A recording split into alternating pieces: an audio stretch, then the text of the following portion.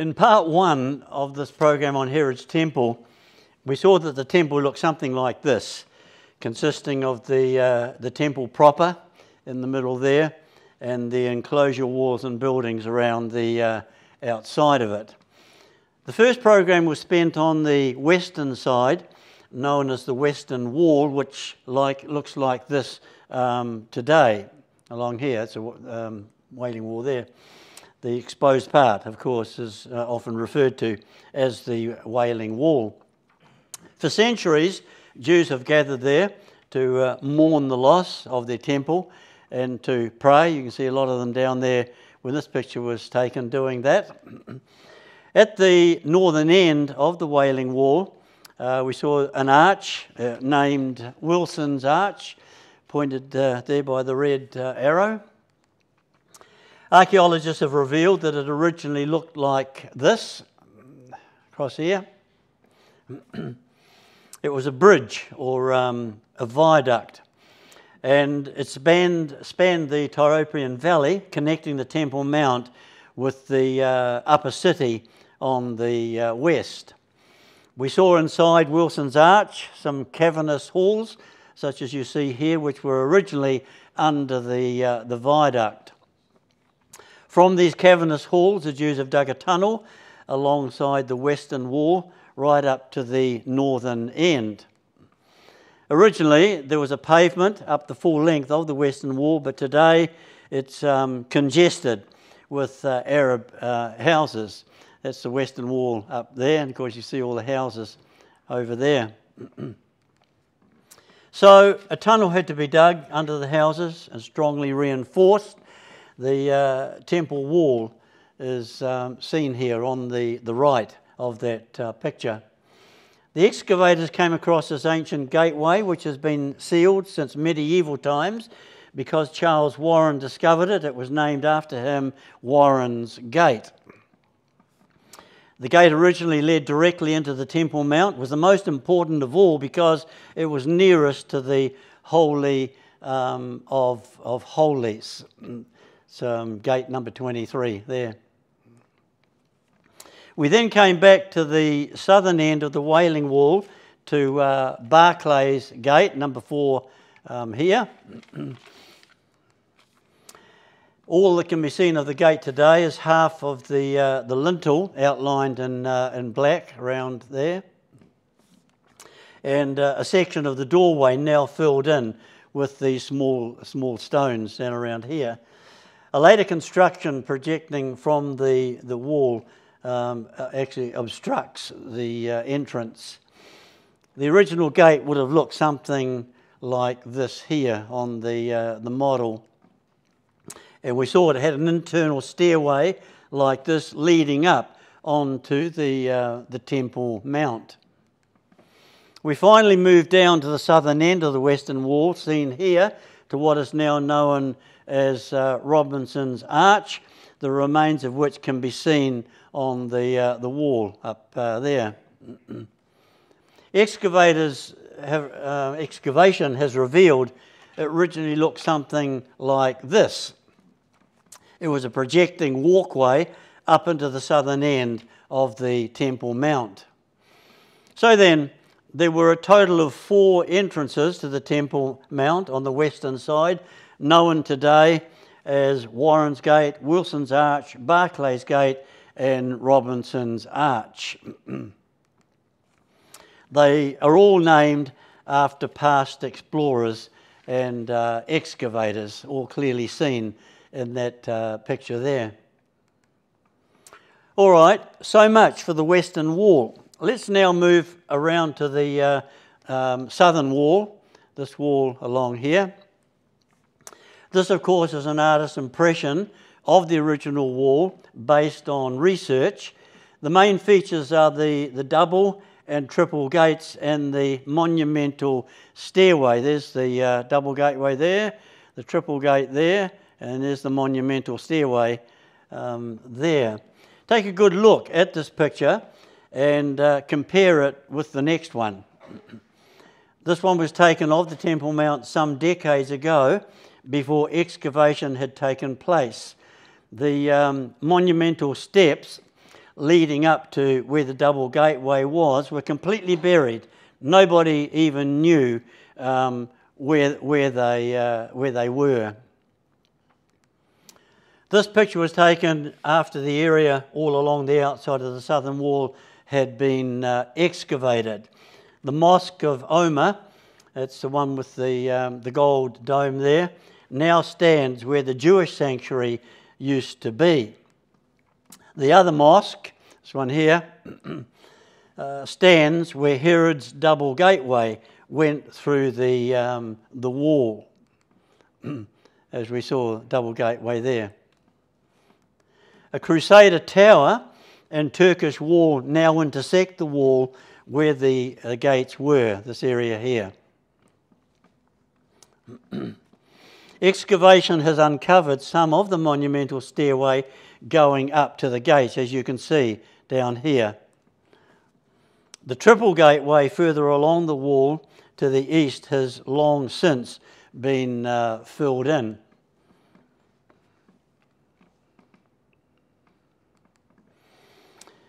This aerial picture taken from the east gives a better view of the intersecting Crusader tower and the Turkish wall.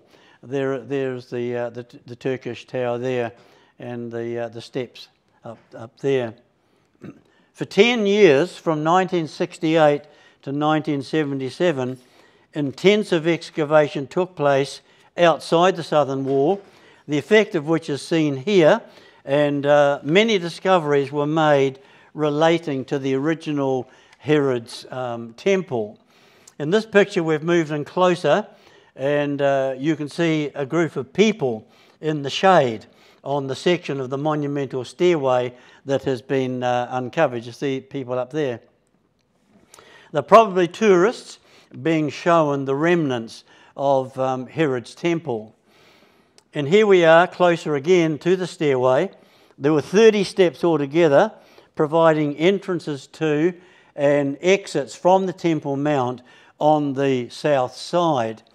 The position of the double gateway cannot be seen in this picture, but the other three sealed gateways further east along the wall can be seen, and we'll have a closer look at them shortly.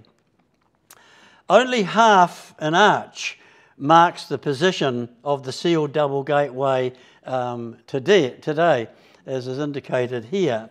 The arch was added to the gateways during the Byzantine period, over 600 years after Herod built them, to make them more ornamental. Then, around the 12th century AD, the Crusaders sealed the 6-metre, 20-foot high gateway for defence purposes and built a tower in front of it. Once again, in this picture, you can see the remains of the tower jutting out from the wall where the gateway used to be. This picture, taken from the model showing the double gateway and stairway, gives a good idea of their original appearance. The width of the stairway was 64 metres, about 210 feet. As you can see, the gates were originally plain on the outside, having no decoration or ornamentation, but each one had a massive lintel and relieving arch above it. As I said before, an ornamental arch was added to the gateway during the Byzantine period to take away the plainness, to make it more decorative. This drawing here indicates what it looked like before the Crusader tower blocked it. The tower wall is indicated by the grey area, and the portion on the far right, of course, is all that can be seen of the gateway today, this area here. Here's a closer view of it, in which the architectural features can be seen better.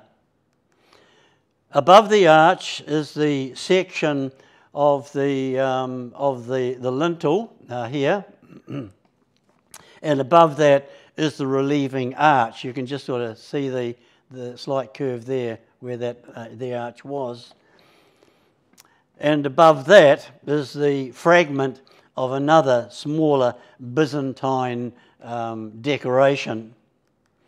These features are depicted in this diagram. I wonder how many visitors to Jerusalem have noticed the half arch and not understood or appreciate its original significance. Unless you're told, you wouldn't know that it was part of a 2,000-year-old gateway dating back to Herod's temple, which our Lord Jesus visited. This is one of the advantages of the work and the research of the archaeologists. Although the double gateway is sealed and concealed on the outside, the gates and a large part of the passageway inside are still amazingly intact and can be entered from inside the Temple Mount, as was the case when this picture was taken. We're looking south inside the passageway towards the outside wall and sealed gateways. Sunlight can be seen coming through a window in the wall of the Crusader Tower. The passageway we're looking down is the one that comes from the gate on the west side of the wall, and in the area on our left is the passageway that comes from the other gate. The lit area on the left is a doorway that leads into side chambers. Notice also the two domes in the ceiling. There are two in the other passageway as well. This one's clearly seen, other one in there, of course. Here's a plan of the double gate interior. The red dot represents the position from which the last picture was taken. The two coloured domes are the ones we saw in the previous picture, and the other two on the opposite side of them. The window through which sunlight came is at the bottom. It is in the entrance to the Crusader Tower. On the basis of existing structural and architectural evidence, this drawing was produced, in which we're standing at the outside entrance to the double gateway in the southern wall, looking into one of the passageways which leads up into the outer court of the Temple Mount.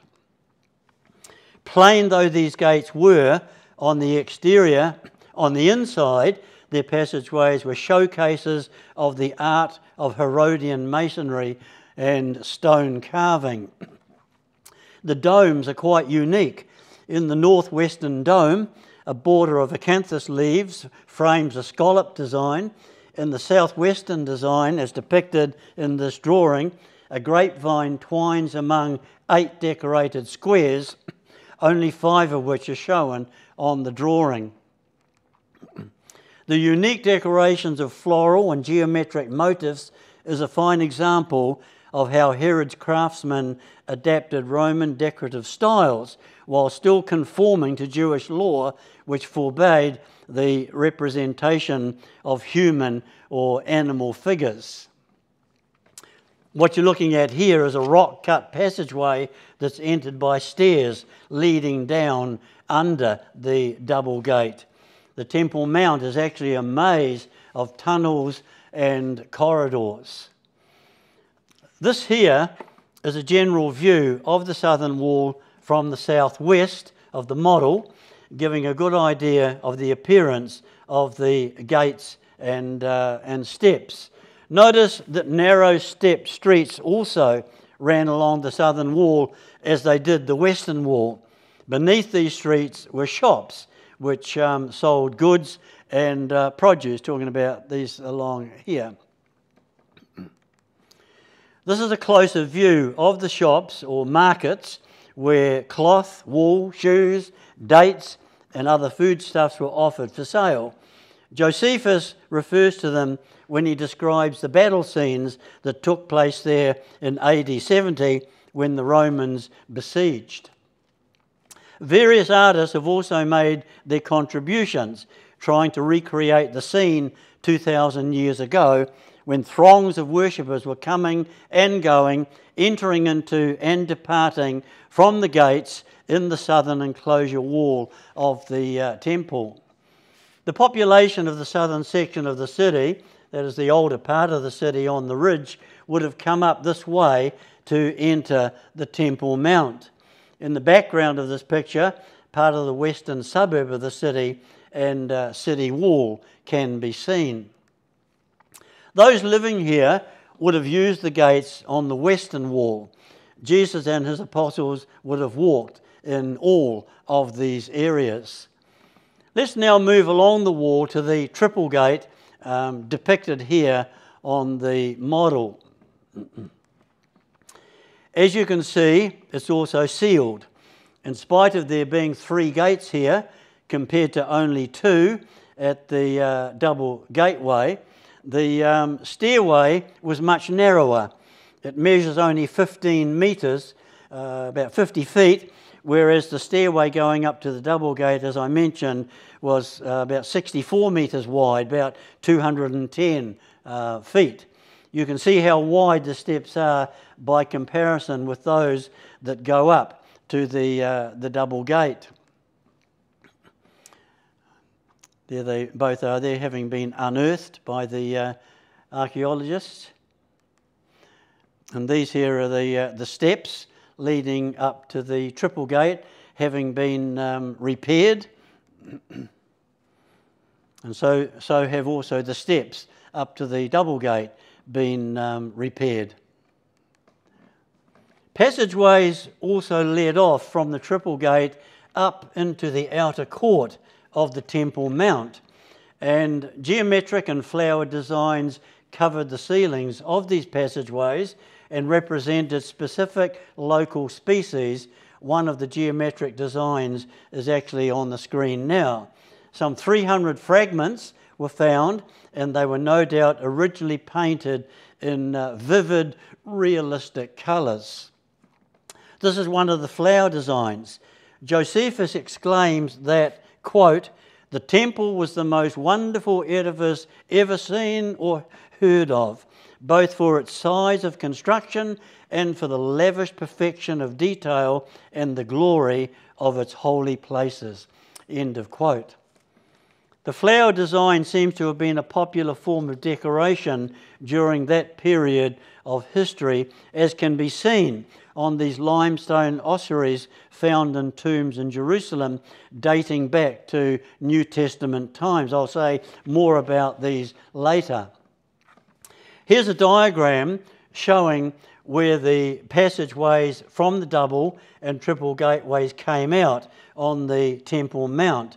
They opened out almost on the southern line of Solomon's original square mount. Here you see the double gate leading up here into the Temple Mount, and the triple gate here leading up into the there. And this represents the boundary of Solomon's area where his temple was. You'll notice they're referred to as tunnels, and so they were, for the gateways were well below the surface of the mount. They were really like subways. This picture of the model shows the exits of the passageways coming up onto the mount. The exit from the triple gate is in the foreground and here, and that from the double gate is here. We're looking from south to north, and the actual external gateways were over here, and they came in underground and up through here, or up through there.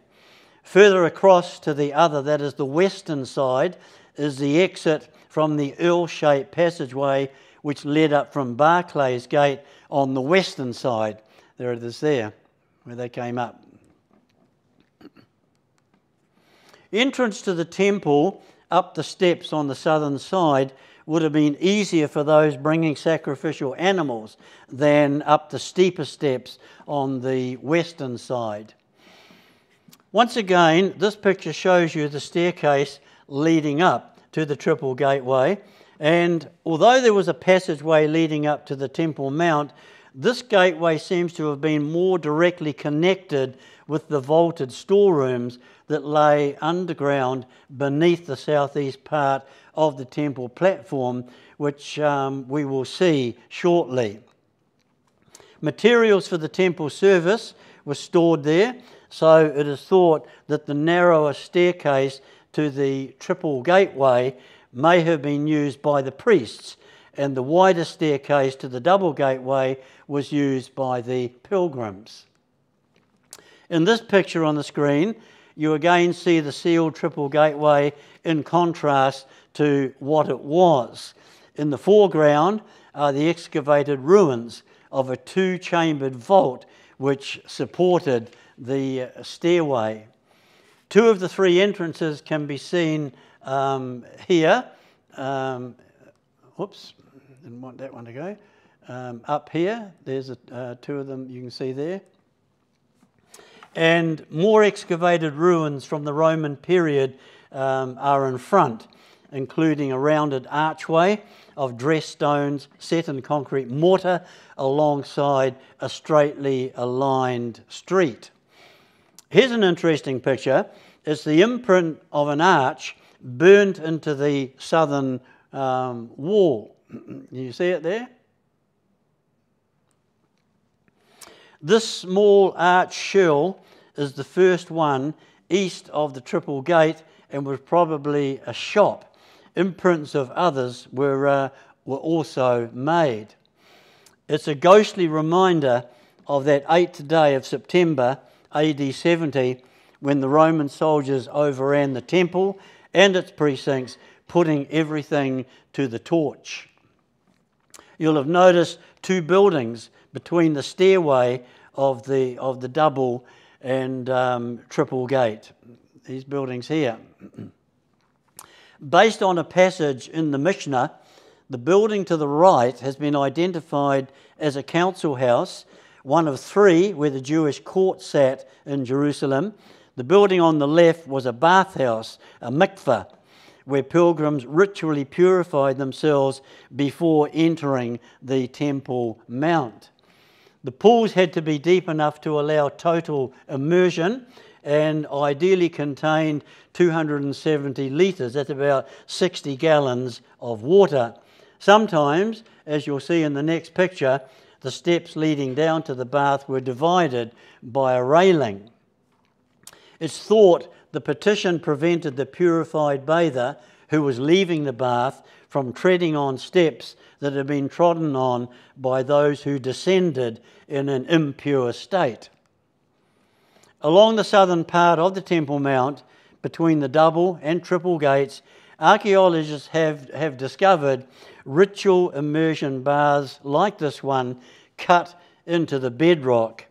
At the very top of this picture can be seen the end edges of the steps that led up to the double gateway up here, the steps up here.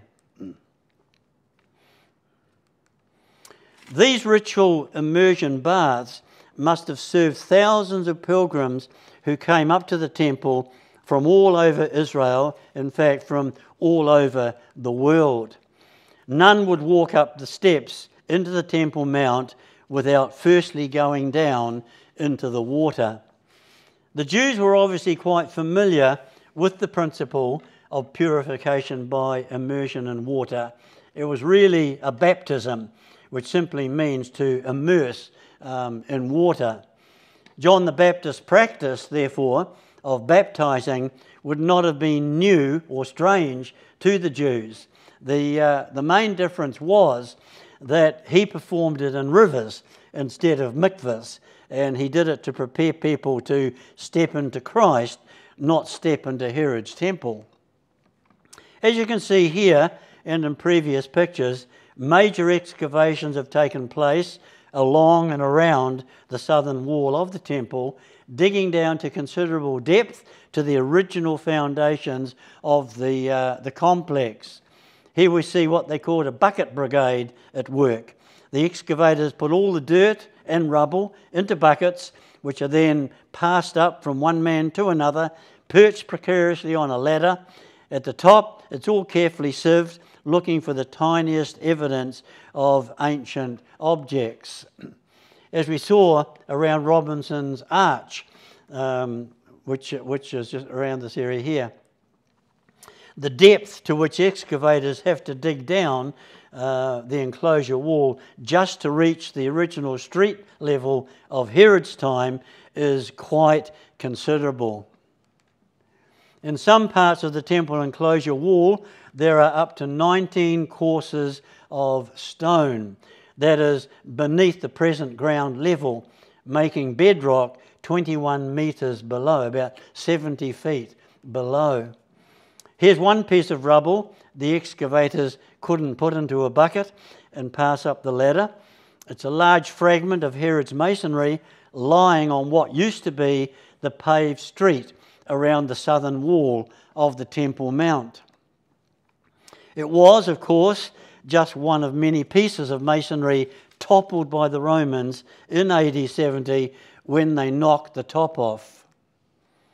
These four men were photographed doing some digging and sieving on the surface of the ground around the base of the temple enclosure wall. During excavation near the southern wall, a fragment of a stone vessel was found in the fill, bearing the inscribed letters KRBN, which means Corban, and signifies a sacrificial gift dedicated under oath. Here it is. Mark 7 verse 11 refers to Jesus speaking about Corban and the misuse of it by religious leaders. Two crudely drawn pigeons or doves also appear upside down below the inscription. The vessel may have been used with a sacrifice to celebrate the birth of a child, since these birds were traditional offerings on such occasions.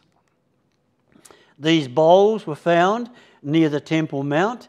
Although locally made, they're like Nabatean pottery, being thin-walled and painted with flower motifs. Their composition and style are quite unique, and so far these fragile vessels have only been found in Jerusalem. The southern area of the Temple Mount is now an archaeological park through which visitors or tourists can walk. An old wall from the 7th century AD period acts as a walkway from which the ruins and excavations can be viewed. Ruins from succeeding periods can also be seen by those who walk through this area. Coming back to the model, we see here the full expanse of the southern wall from the southeast as it looked in New Testament times when Jesus and the apostles visited it. The shops from the Triple Gate down to the east were where the imprint of arches were found burnt into the wall. These ones along here. Compare these pictures with the next one taken from a similar position of the area today. Quite a contrast. You can see from this picture the gates were well below the surface of the mount, requiring tunnels or subways for the people to get up there. Okay, so much for the southern side.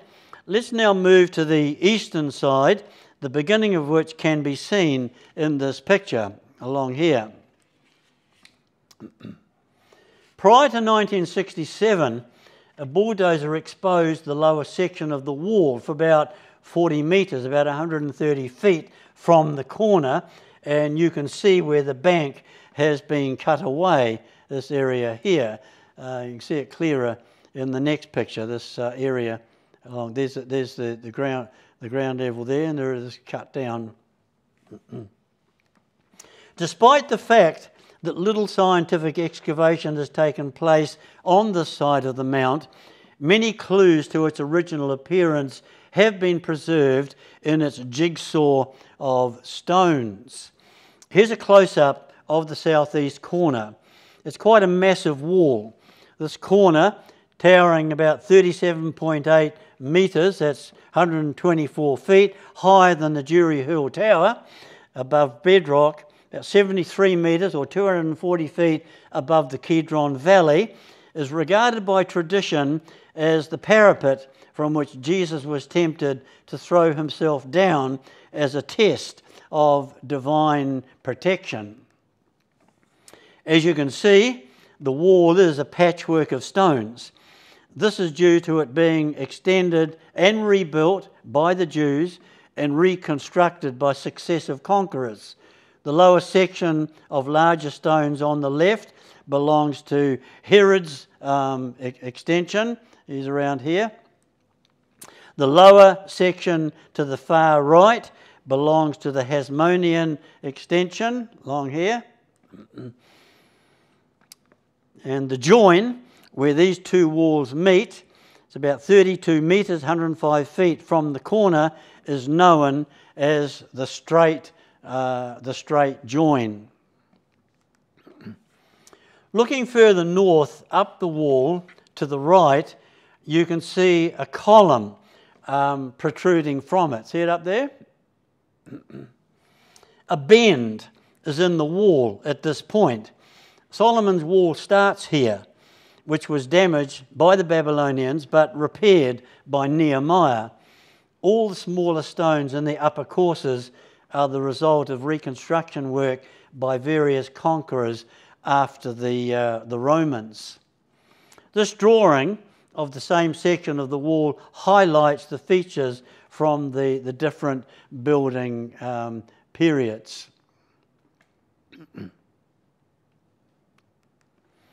This is a close-up of the straight join, where Herod's masonry on the left meets with and extends from the Hasmonean. As you can see, each wall ends abruptly at the join. Herod's stones are smoothly dressed with regular narrow margins, as you see around here, whereas the older Hasmonean stones to the right of the join display high, rounded, rough centres like that, which are called bosses, and irregular shapes and margins, of course. The differences are quite distinctive. Various features have been preserved in Herod's section of the wall, and the diagram underneath draws attention to them. 3 windows, which you see here, and with a lintel still in place, above one of them there, and the double gateway shown here, and the spring of an arch set on impost blocks is shown here. This is a reconstruction of that section of the wall. Notice firstly how high up the ground level of the temple court is up here. The double gateway below the temple court gave access to storage vaults, and the arch spring supported a stairway that went down to the street level outside. This is the street level down here. All these features are portrayed on the model. The 3 windows, double gateways and stairway.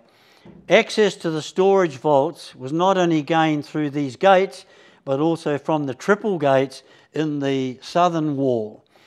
On the model, here Jesus is depicted at the top of the corner tower being tempted.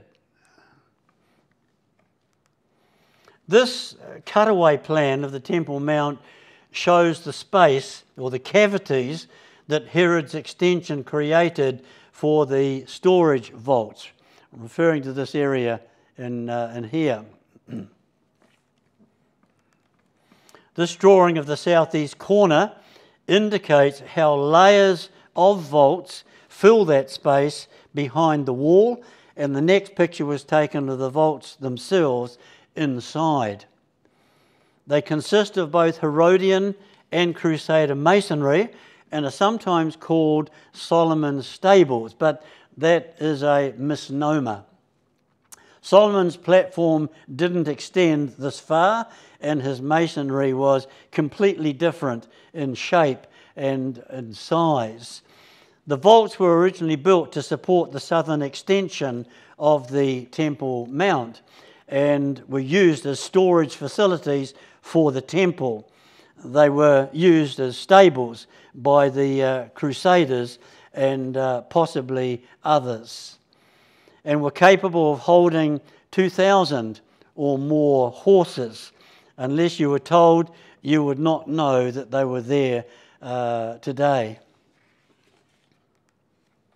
The floor of the vault is 12 metres, about 40 feet below the level of the surface of the mount. The aisles open from south to north, and the sun can be seen streaming in from a window in the south wall. The steps come down from a passageway that leads off from the triple gate. The semicircular arches, about 3.5 metres, about 11.5 feet in span, and 4.8 metres, about 15 feet 9 high. Many Jews sought refuge in these subterranean vaults during the Roman siege in AD 70. The Temple Mount is really a labyrinth of tunnels, corridors, shafts and cisterns dug out over many centuries by many different occupiers.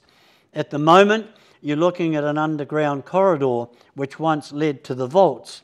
It's about 21 metres, 69 feet long, and about 1 metre or 3 feet wide.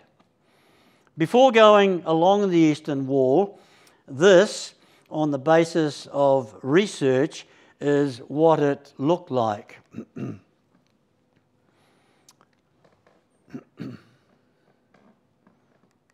In this aerial picture, we're looking at the eastern wall as it appears today, and of particular interest is the gate.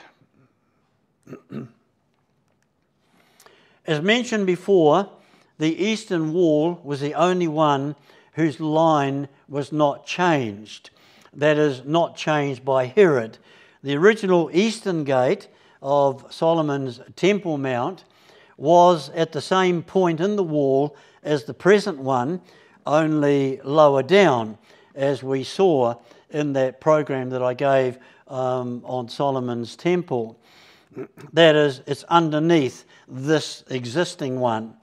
The earliest masonry in the enclosure wall dating back to Solomon is in this area. The eastern gate is built into a turret that protrudes about 1.8 metres, about 6 feet from the wall, and the two arches have been bricked in and sealed long ago, probably for security reasons. It's called Golden Gate because the Greek word for beautiful became golden in the Latin Vulgate. Also, the rising early morning sun can give it a golden appearance. Some see a spiritual significance in the sealing of the eastern gate. The prophet Ezekiel saw the glory of God depart from the temple because of apostasy. It departed from the east and stood on the Mount of Olives. We read in Ezekiel 11, verse 23. Later, the prophet saw it returning from the east by way of the east gate, as John read to us this evening from Ezekiel chapter 43.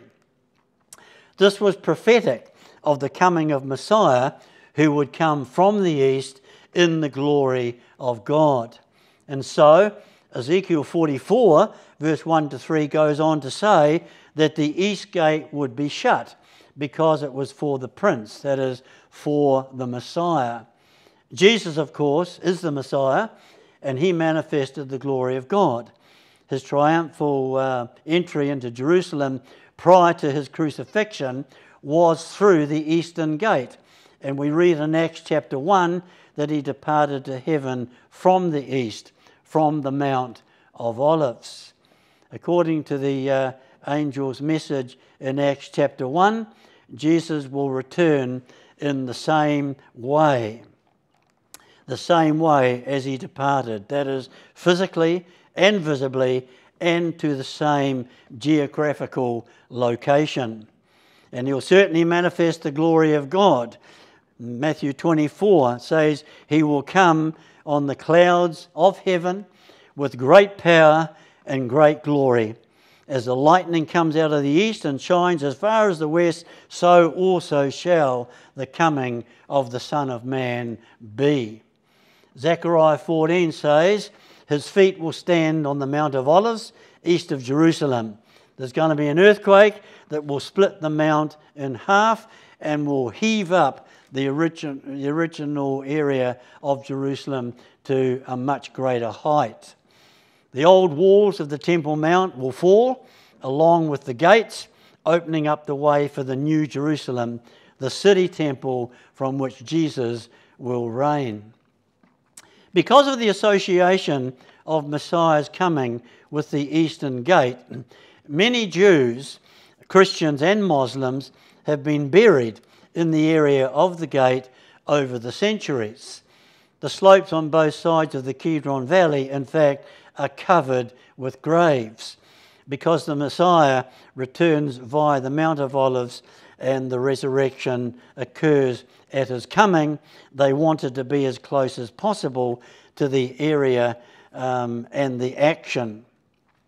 In this picture, graves can be seen by the hundreds, spread out on the other side of the Kidron Valley, which of course looks across to the Temple Mount.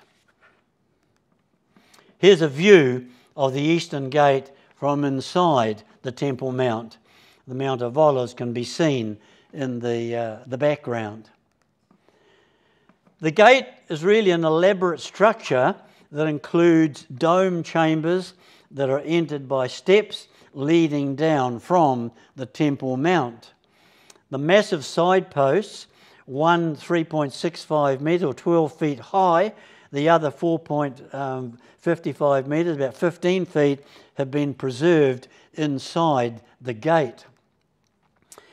As part of his rebuilding of the walls of Jerusalem around 1540, Solomon built arches to buttress the walls of the Eastern Gate, which were leaning.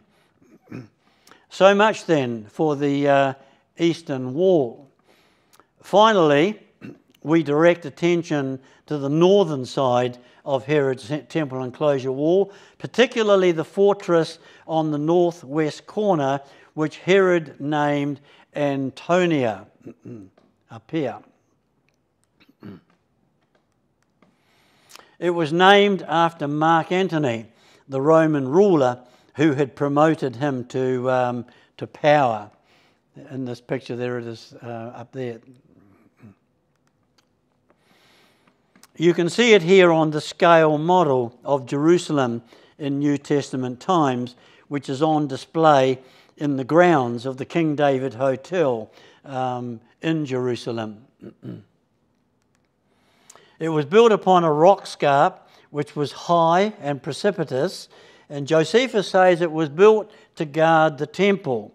It had a tower at each corner, 3 of which were 23 metres, about 75 feet high, and the southeast one was about 105 feet high, commanding a view of the whole temple area.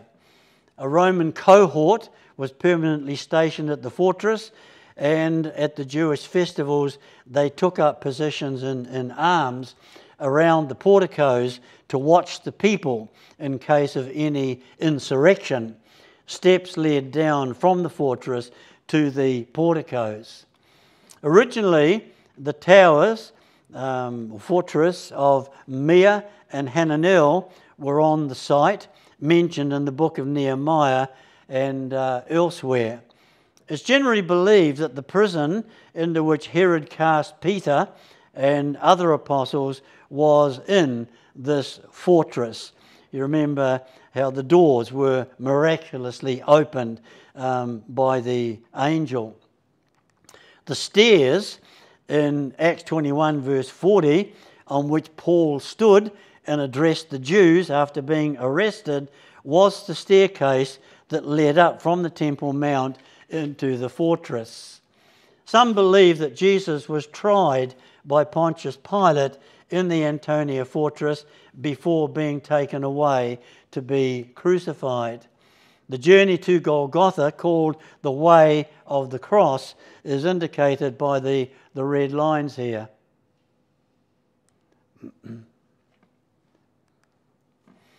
In John 19 verse 13, we read that Pilate brought Jesus forth and sat down in the judgment seat in a place that is called the Pavement. On the screen is an early Roman pavement uncovered during excavation where the fortress originally stood.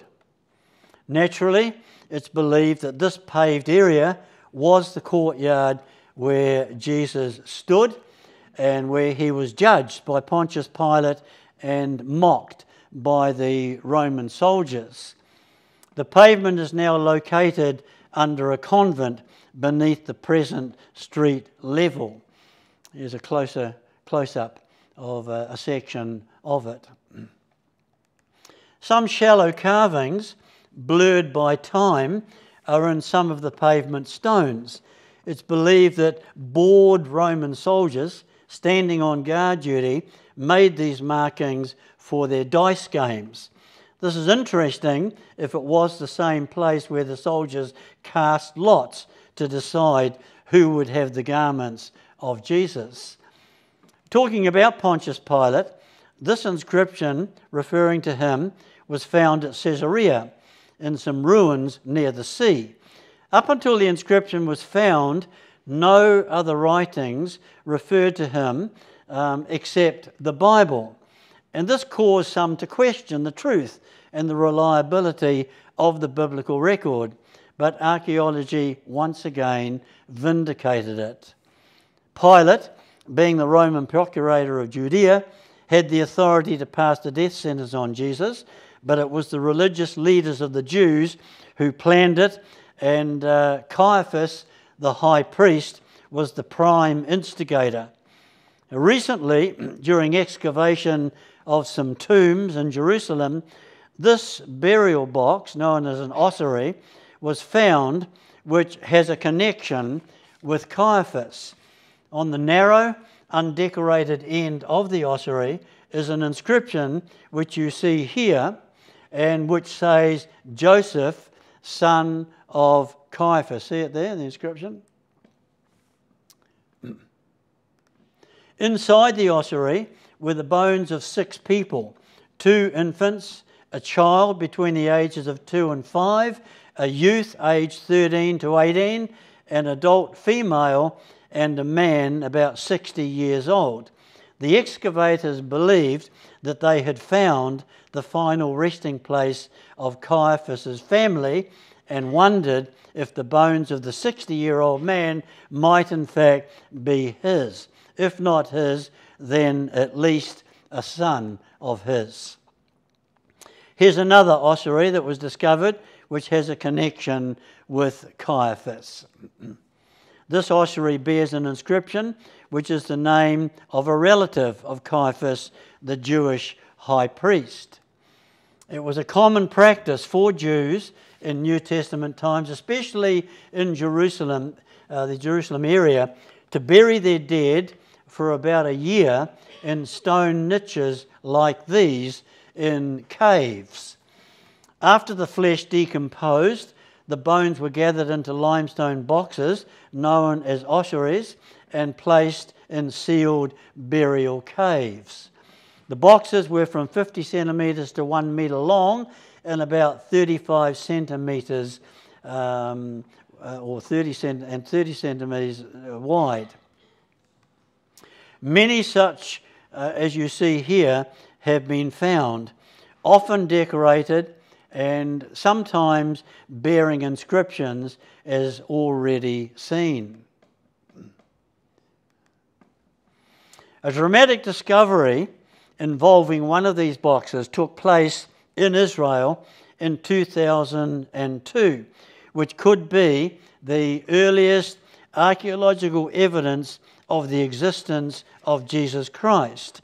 It's seen in the next picture on display at the Royal Ontario Museum in Toronto, Canada. There was an inscription on the box, and it's printed in French on the wall. In English it reads, James, son of Joseph, brother of Jesus. As you can see in this close-up picture, the inscription is on one side of the box. It's written in clear Aramaic letters, which are highlighted at the top. Unfortunately, the box got cracked during transit to the Royal Ontario Museum, and the crack ran through the inscription, as you see here. As you can imagine, it caused quite a stir, as is indicated in this headline in a Toronto newspaper, which reads, "Oh my God, 2,000-year-old relic linked to Jesus cracked on way to Rome." That's the Royal Ontario Museum. This picture reveals how badly the box was cracked, but the experts repaired it and the inscription. Regarding the inscription, normally inscriptions on ossuaries only mention the name of the deceased and the father. It's unusual to mention a brother, but this one does. When we take into account that Jesus had a brother named James, whose father was Joseph, it's quite probable that this is the ossuary of that very same James who is referred to in the New Testament as the leader of the church at Jerusalem. After all, how many men in Jerusalem at the time by the name of James would have had both a father named Joseph and a brother named Jesus? And how many brothers by the name of Jesus would be mentioned on an ossuary unless they were well known or famous? Students are divided on the authenticity of the Jesus ossuary. Tests have been made by the experts. Many believe it's a genuine and authentic inscription. Others don't want to believe it.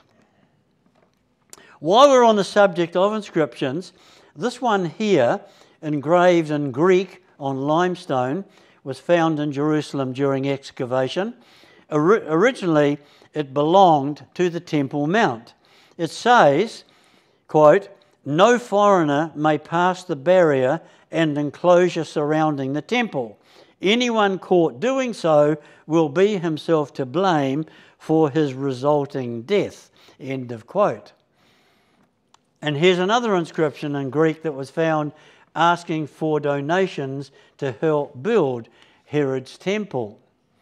Josephus points out that Gentiles were not allowed into the inner courts of the temple, and there were partition walls with inscriptions on, forbidding entry on pain of death. In this picture, the stone partition wall is indicated by the letter D.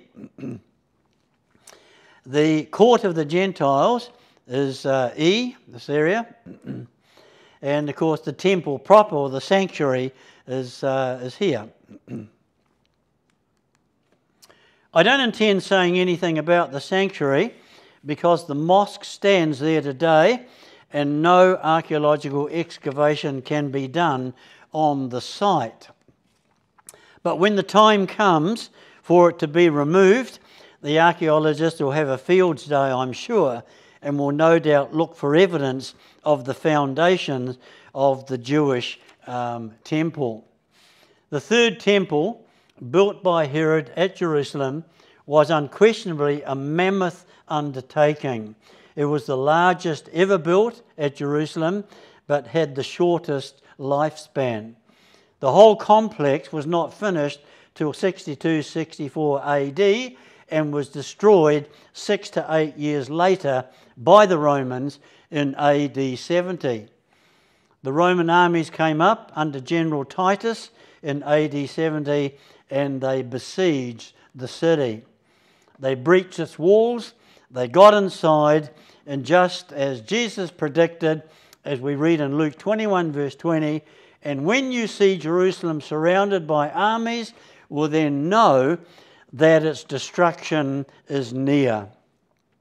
Jesus also predicted that because the people refused and rejected him, the Holy Son of God, their holy temple would also be destroyed.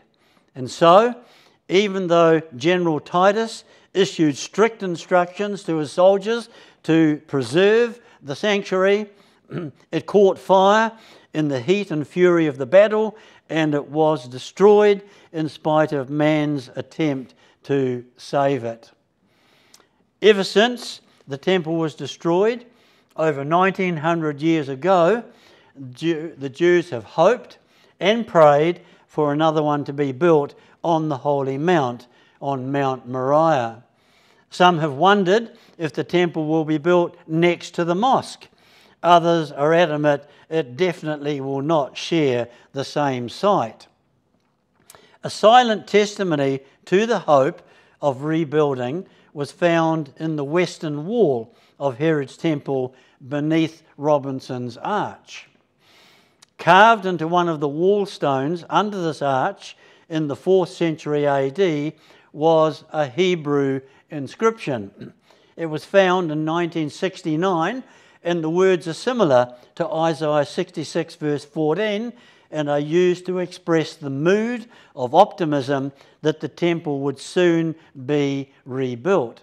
It reads, "And when you see this, that is the temple rebuilt, your heart shall rejoice," etc.